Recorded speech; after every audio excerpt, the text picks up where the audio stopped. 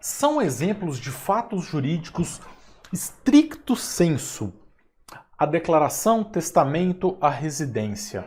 Aqui a gente vai precisar lembrar, né, qual é a diferença entre fato jurídico lato sensu e stricto sensu. Fato jurídico lato sensu é aquele no sentido amplo, geral, qualquer tipo de fato jurídico, seja ele decorrente de uma ação da natureza ou de uma ação humana, né?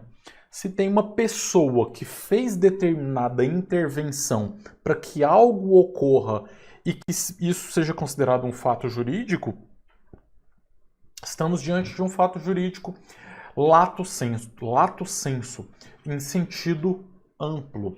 Quando a gente fala em fato jurídico stricto sensu, é em sentido estrito. Então nós temos amplo, que é qualquer tipo de situação decorrente de ação da natureza ou decorrente da vontade humana, e fato jurídico stricto sensu, em sentido estrito. Aí a gente tem os fatos jurídicos decorrentes estritamente da ação da natureza. Então, caso tenha algum tipo de ação decorrente de alguma vontade humana, já não é mais stricto sensu, é lato sensu. Como que faz para a gente lembrar isso? A gente tem que lembrar que estricto vem de estrito, né? Que lembra restrito. E aí a gente pode pensar, olha, somente aqueles fatos decorrentes da natureza. O lacto sensu seria o contrário, amplo, geral, qualquer tipo de fato jurídico, de ato que decorra um fato jurídico, ok? Então vamos lá, declaração, testamento e residência. Isso aqui é ação da natureza ou decorrente de alguma ação humana? Né? É decorrente de ação humana. A declaração, a pessoa está declarando. Né?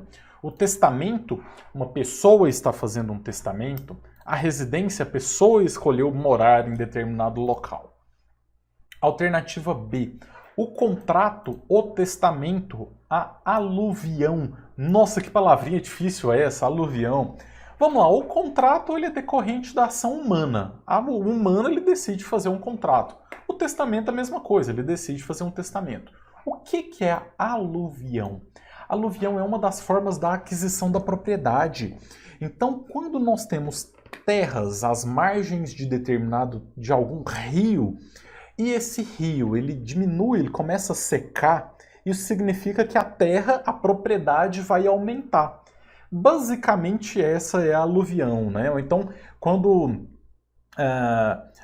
a decorrente de erosão, terra vem descendo rio abaixo e essa terra acaba aumentando determinada propriedade, isso é a aluvião. E aqui claramente é uma situação gerada pela natureza.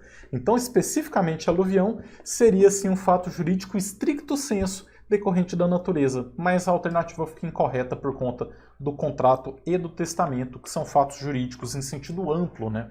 Lato sensu. C. A descoberta de tesouro, a dívida de jogo e o nascimento.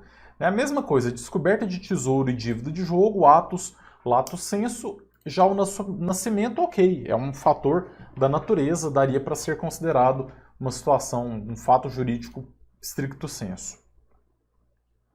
D. O nascimento, a morte, a aluvião. Então aqui são fatos jurídicos decorrentes da natureza, não são... claro que quando a gente fala em nascimento, né, a gente às vezes está falando, mas foi por vontade dos pais, né? Mas aqui a gente está olhando para a própria pessoa, ninguém escolhe nascer. Você nasce por um ato que ocorreu na natureza, que você não tem controle sobre ele. A morte é a mesma coisa. Você não tem controle sobre a morte e, naturalmente, um dia ela vai ocorrer. E a aluvião, eu já acabei de explicar o que é. Então, a alternativa correta seria a alternativa D, de dado, perfeito?